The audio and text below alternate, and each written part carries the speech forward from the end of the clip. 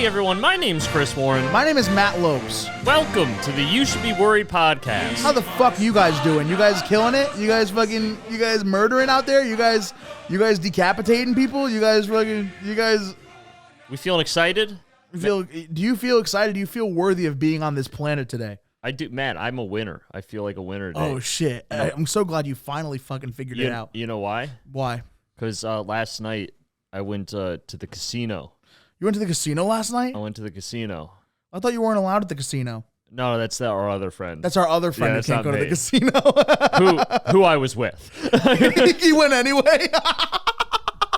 Oh no! And he's just like, hey, what the fuck? If I put my credit card in the ATM, I'll get flagged. Can you just take the money out and I'll Venmo you? And he's just playing with your cash all night. He made me all square. He Venmoed me up, so we were good. But it was so funny. Fuck. But we were at the casino, right? And I'm not like he's a much bigger gambler, as we know. Yeah, of course. And so I just went because like, what else am I doing? It's Sunday night. We'll have fun. Yeah. And so I took out like not a ton of money, and I was gambling, and apparently I have the magic touch. What are you playing? What games are you playing? So I played a little bit of roulette because I love roulette. What is roulette? That's the one where you guess. Spin the ball. Oh, okay, okay. Okay. On what number, whether it's gonna be black or red. Yeah. And so I lost some money on that, and I was like, roulette's fucking stupid. And that's the dumbest game on earth. If roulette was a good game, I'd be fucking winning. Exactly. And then I kept asking the staff, hey, where's the Rocket game? Do you guys have the Rocket game here from DraftKings? And so then... Is this Mohegan Sun? No, this was MGM in Foxwoods? No. It's over in MGM? Springfield, I think. Oh, okay. So, like, oh, okay. Well, no, yeah. okay. Gotcha. So we start playing, what are the things? Slot machines, like the ones, the visual ones. Yeah. So I was messing around, dude. I got the touch with slot machines, dude. Oh, shit. I hit this one. I went to this Chinese slot machine, and there's this like AI woman just staring and smiling at you, this AI Chinese princess lady. You kind of like drool over her a little bit? Yeah, I kind of like... She's hot. She made eye contact with me, and I kind of was drawn into the machine. I fell in love. Can you imagine they put ugly women on those fucking machines? You wouldn't stay. Of course not. But my friend's like, no, that's a bad machine. Like, don't bother with that. I'm like, no, like, this woman loves me. Yeah. She would never let anything bad happen. Right. Dude, the security. There's a level of security that's attached to her. I won like $80 on my first spin. Holy fuck. With her, and I was like, hell yeah, cashing out. And then baby, we're gonna get married. and then I didn't cash out, I kept going and I lost it all. But she betrayed me, dude. She betrayed me like every other woman in my life. And then I went to the high stakes because I was down. Like $80 or whatever. Yeah. No, I think it was more. It was like 150. And holy shit. I was down like 150, so I was like, I'm just gonna play like one or two more slots. And I was just like, you know what? I'm gonna put like 20. Like I went to the high stakes slot machine room. Yeah. And I saw this game that just said "Happy and Prosperous," and it was a laughing Buddha. And I was like, come on, that's got to be a good sign. Happy and prosperous. That's what I want to be. So I just did all like my last 20. I said I was gonna spend at the casino. I put all 20 on it and just did one spin.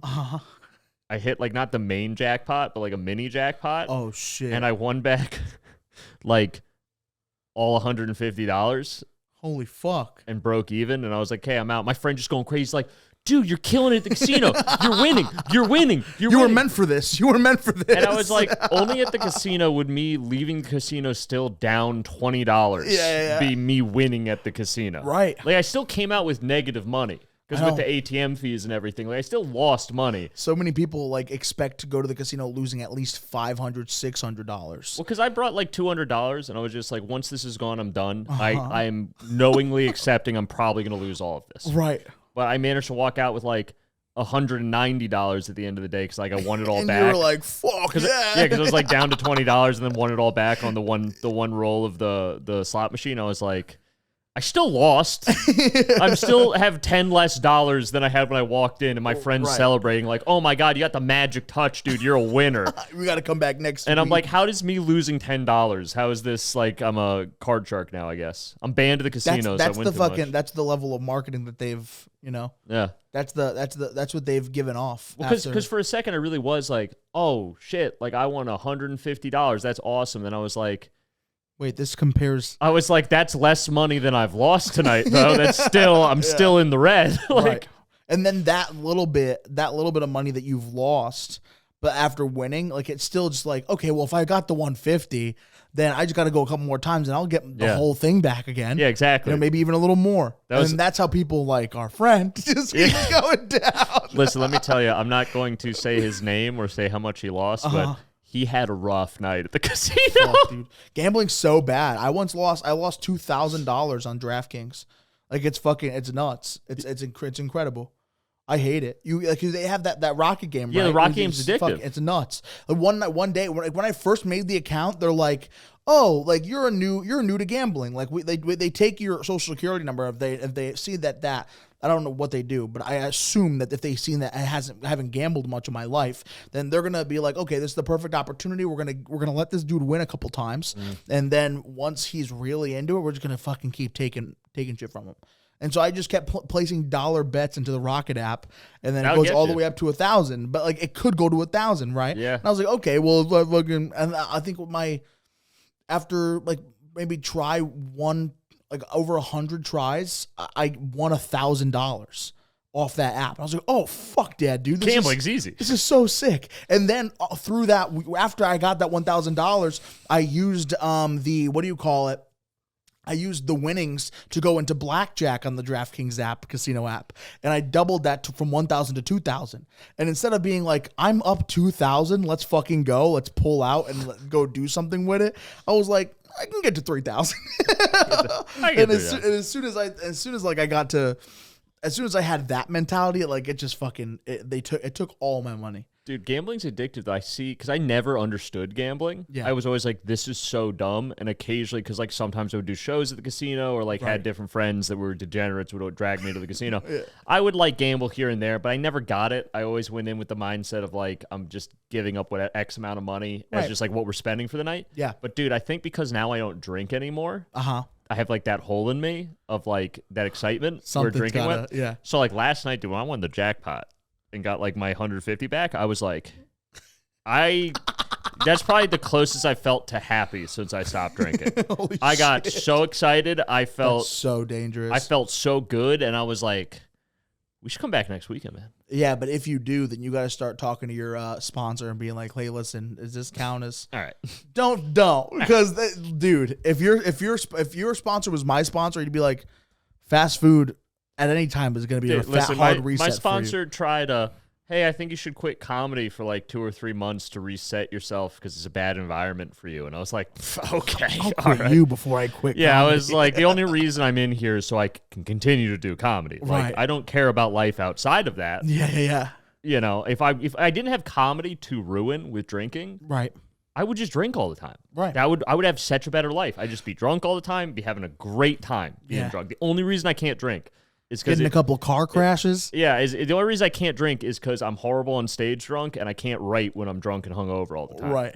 But if comedy was off the table, dude. like if comedy disappeared as an industry tomorrow, I would be drunk all the time. Yeah. I would work. Catch Chris not in his apartment, but on the side of the fucking highway.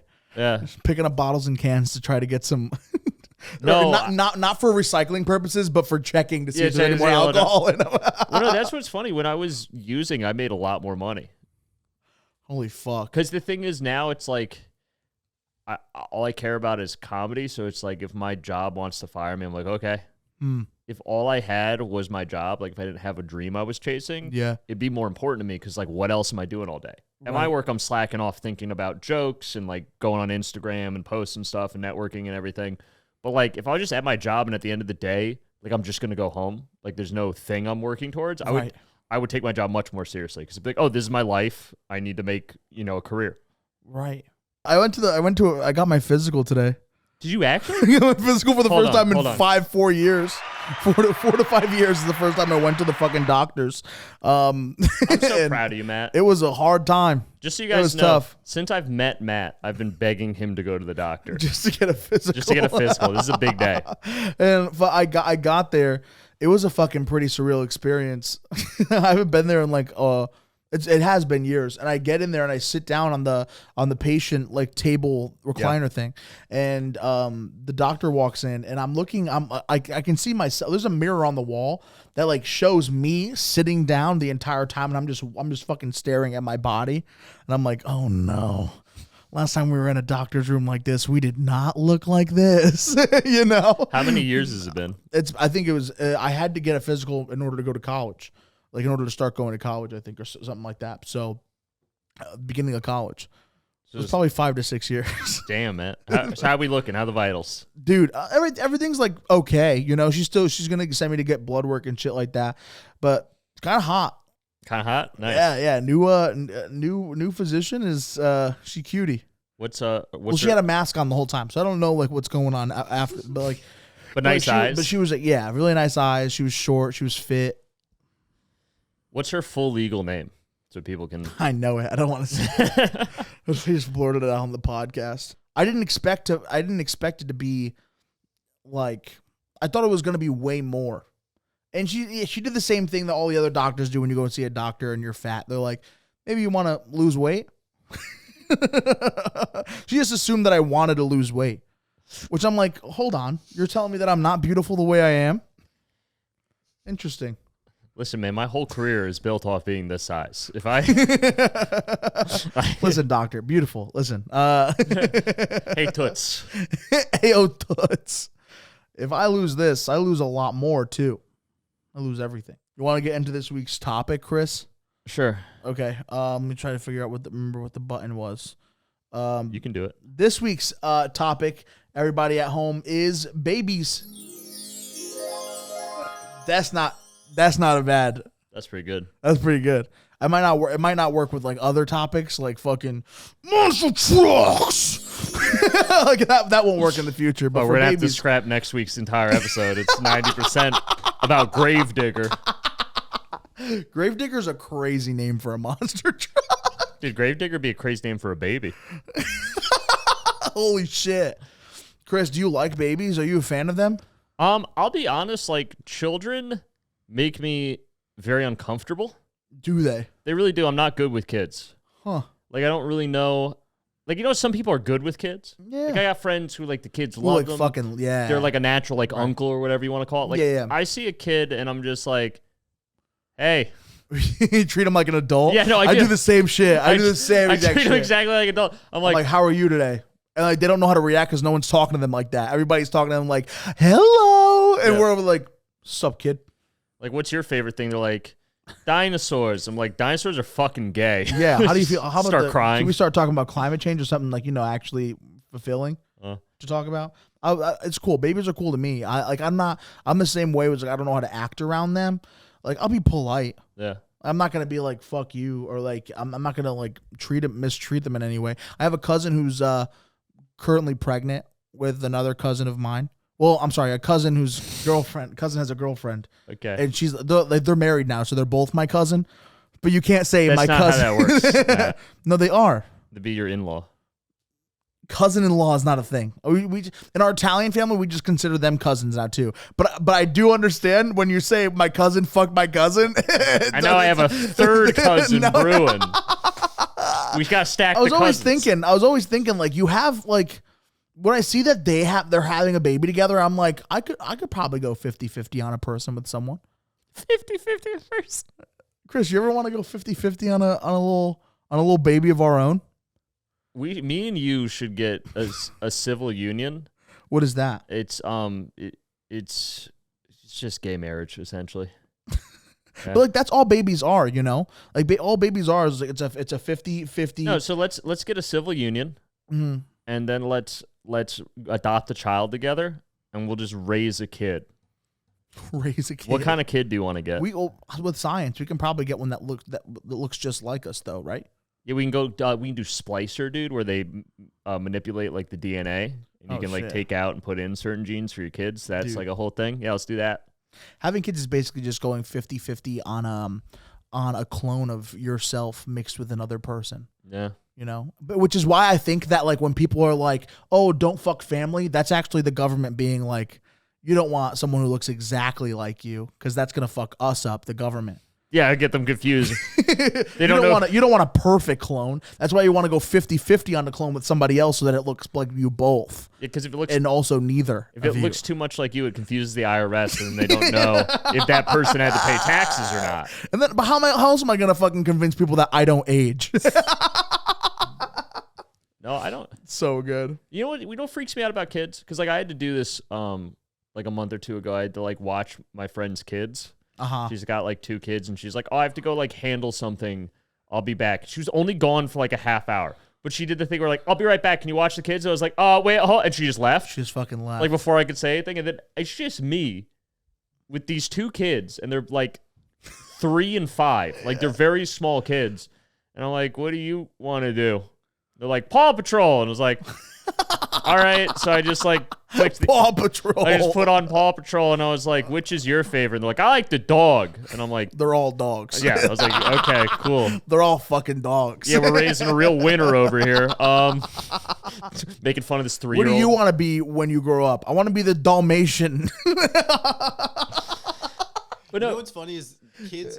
I feel like people have no idea how to treat kids, and all kids want is to be left the fuck alone. Yeah, they just want to be left in their own little world in their mind. That's not true. I was left alone my whole childhood. Look how I turned out. Okay, This is what happens when you leave kids alone. This happens when you abandon kids. but no, it was weird because like my only thought the whole time was like, and this has been any time around like kids where I'm even remotely responsible for them. Yeah, is like.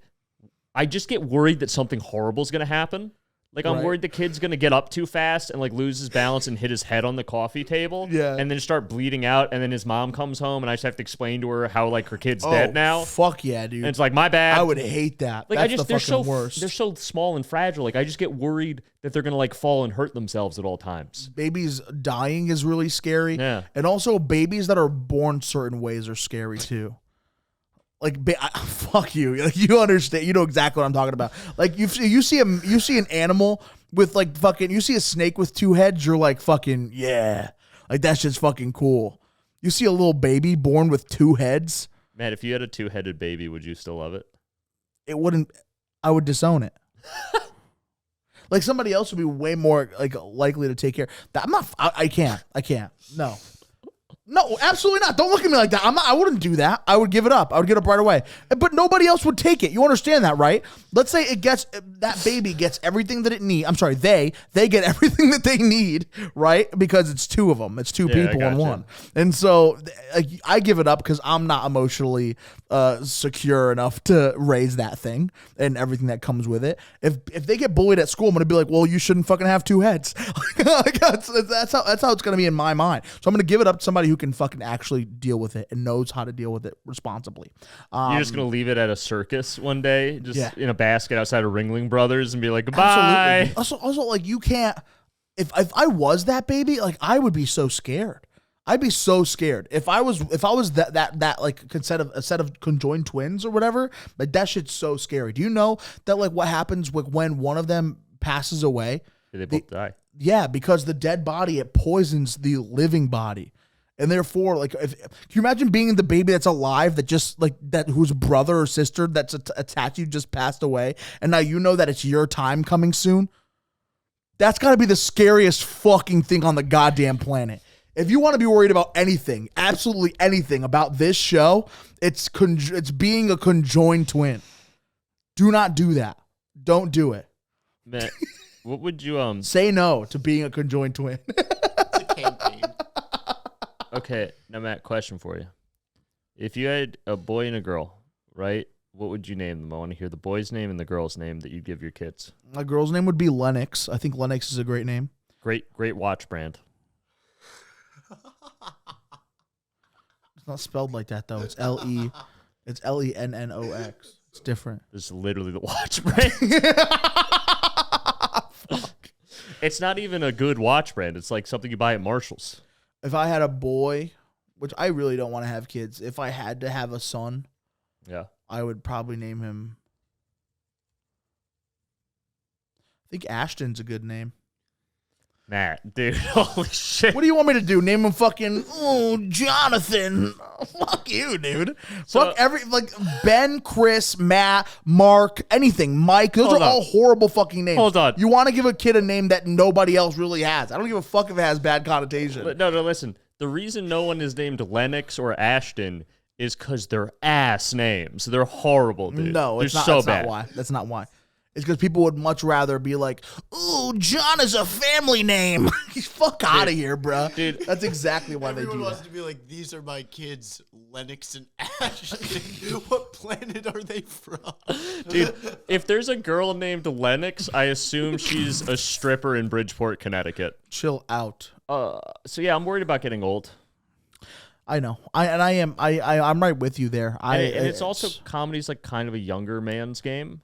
Not like you have to be like 19. well, that's what you think. Like it is if you're gonna get known. Like if you want to get known for no. Well, That's, here's what I'll say. I've just seen, and we all know these guys. I'm not hating on them. I actually Right. like a lot of these guys' comedy. Yeah. But there are those guys that are just like fixtures in certain communities, whether it's New York or somewhere out here in New England. They've just been doing comedy for like 20 years, and it just never really Picked up for 'em. happened for them. Sure. Like they get some good work. They are extremely funny, but just Right. for whatever reason, like they never got the fan base or they never got the opportunity to do some of these things that would make them a full-time comic. And I fear as I get older and I do comedy longer, like I never want to be that guy. You'll never be that guy.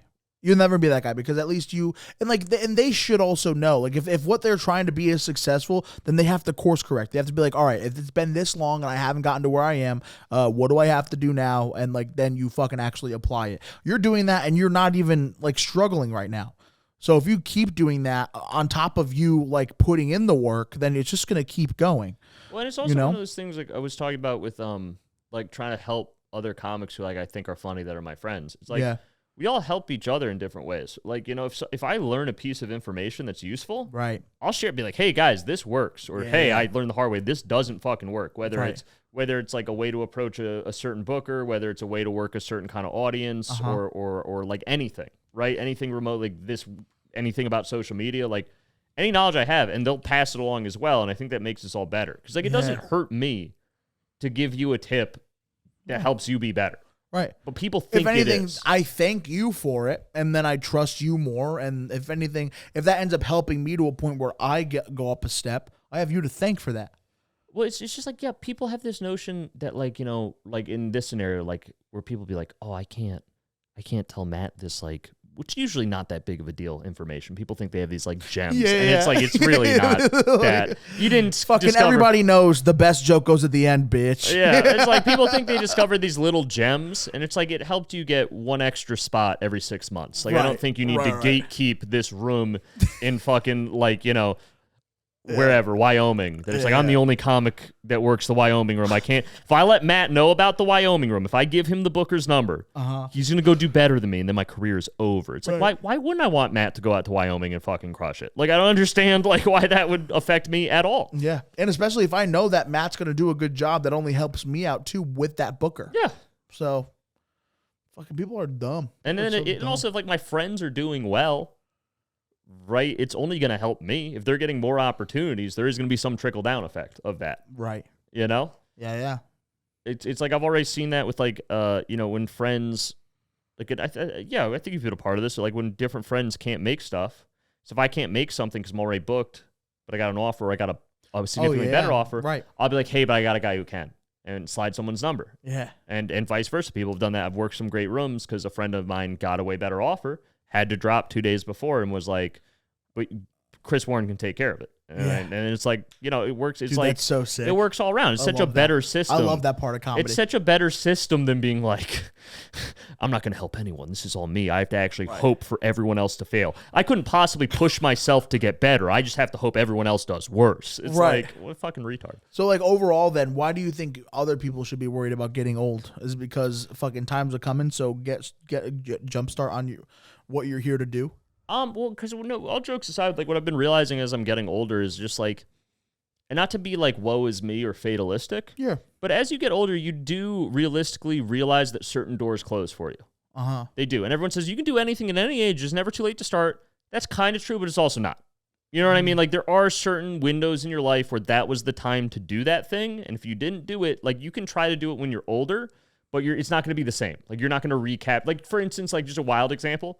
If you never went to college, right? Yeah. And now you're 40 and you're like, I'm going to go to college. Fuck yeah. It's like, yeah. You can. You'll get your degree, but you're not going to have, like, the college experience you would if you'd gone in your 20s. And then if you go to jobs and you're like, oh, yeah, I have a degree, but I graduated last year, and you're a 53-year-old man, they're going to be like, all right, you were that guy in college? Yeah. No, but like I think that's the perfect example. Because, like, yeah, you'll get all your coursework. You'll get the same education. You'll probably actually get a better education because you're more mature and you'll pay attention. Yeah. But you're not going to have the college experience that helps you discover who you are. You're not going to be going to the parties. You're not going to be living in the dorm. You're not going to really make many friends. Can you imagine living in the dorm as a 50-year-old with a roommate who's like 22? That's a great concept for a movie. Oh, dude, they did a great show about that. Hold on. This used to be a thing when I was drinking. Okay. Brain blast. So there was this show. Go, Jimmy, go. That I'm obsessed with called Campus Ladies. That was on the Oxygen Network back in like 2005 to 2007, that window. And it was this great show about these two women, and one of their husbands cheats on them and leaves them, and the other's husband dies. And they're both like in their early 40s. And so they decide, because they've been housewives their whole lives, and their children are grown up and moved out, that they're like, we're going to go to college. And so they go to like a California college. It's probably supposed to be like UC whatever, like one of the state schools in California. It's like what it's based off of. And they go live in the dorms, and it's called Campus Ladies. And it's the most fire show on earth. It's so good. And back when I was in my heavy drinking days, like in quarantine, I would post like pretty much every day, blackout drunk at like 1 a.m, asking people, offering like $300 if you could find me where I could watch all 2 seasons of Campus Ladies. Holy shit. And no one was ever able to claim it. That's such a good idea for a TV show, dude. Because here's the thing. I was looking for that show. There's like 3 episodes on YouTube. But outside of that, it's on no streaming networks. There's a place that says it sells the DVDs, but all the reviews I read said the DVDs never came and it's a scam. And this is what I did. Because none of the actors went on to really do anything. It was like a small indie show on Oxygen. Yeah. So I followed all the actors on Instagram. Get the fuck out of here. I messaged all of them. 2 of them got back to me. Holy shit. One was one of the Campus Ladies, and she said that she had no idea, but thank you so much that you loved the show. And I was like, she was delightful. I was like, thank you. I love your work. And then this other guy, what was his name? It's he actually is an actor. Like he's in some other stuff, like some bit roles, and he does commercials. Okay. His name's Amir something, and he was really nice. We had a back and forth for a long period of time, and he said, hey, I actually reached out to my agent who reached out to Oxygen Network. This guy rules. I reached out to my agent who reached out to Oxygen Network, and apparently what happened is Oxygen got bought by a media conglomerate. Yeah. And Campus Ladies, the media conglomerate owns the rights to Campus Ladies when they bought the network, but aren't doing anything with them. Like they didn't license them out to anyone for distribution. Shit, yeah. So it's just sitting somewhere in a vault. Like they have no intention to release it. What the fuck? So I've got to contact like fucking Viacom and petition them to give me the files. I also, there was one famous person on the show.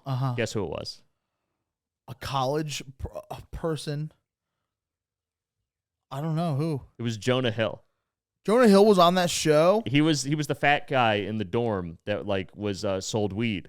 Oh no. And I hit up Jonah Hill like 9 times in the course of like 2 months in quarantine. Never got back to me. Never once? I literally messaged him every time. It's like, Jonah Hill, this is not me fanboying you. I literally just want to know where I can find Campus Ladies. It's your best work. Please I will, if you have a box copy that they gave you when you were working on it, you? I will Venmo you. Send me fucking dare Campus you? Ladies. You reach out to Jonah Hill to talk about one of his least known works. It was his best. Campus Ladies rules. What are you, fucking Sean Evans? Get the fuck out of here, bro. Campus Ladies is gonna be a big hit. No one can keep them down. You're like Jonah Hill.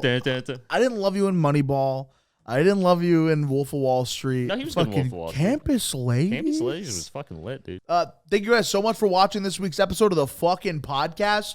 We're always out here trying to give you the best shit possible. So if you would like to follow us on all our social medias, you can find me on Instagram at Matt Lopes. Please feel free to like, comment, and subscribe on this video to just engage with it somehow, so the algorithm thinks that it's something that's worth pushing to more people. Chris, where can they find you? As always, this is Chris Warren. You can find me at Chris Warren Comedy on Instagram. Also, because it's coming out this Wednesday, this weekend you have 2 chances to see me headline in 2 different states. So if you want to come out April 14th at the Elbow Room in West Hartford, that'll be fun. And if you want to come out to Nothing is Sacred Comedy in Brooklyn on the 16th, that'll be a good time. All right. And then you could also find Ben, BennyBoy _28 on Instagram, and his In the Making stuff. Follow In the Making everywhere and check out those sketches. They're very, very good. Ben, anything else you want to say? I'll be on that show with Chris on Friday. Hell yeah. Me and Ben are going to have a great time. That's sick, dude. Well, you should be worried pod representing the Elbow Room. Fucking crazy. Up, dude. They asked me if I wanted to be on that show. I said no. Thank you guys again so much for watching the podcast. I love you. I know that we all love you. So we'll see you back here next week. If you have anything you want to say about this podcast, either put it in the comments or message us. Have a great one. Hold on. Let me go, baby. Never listen to this part of it. All right, guys. Have a good one. Bye-bye.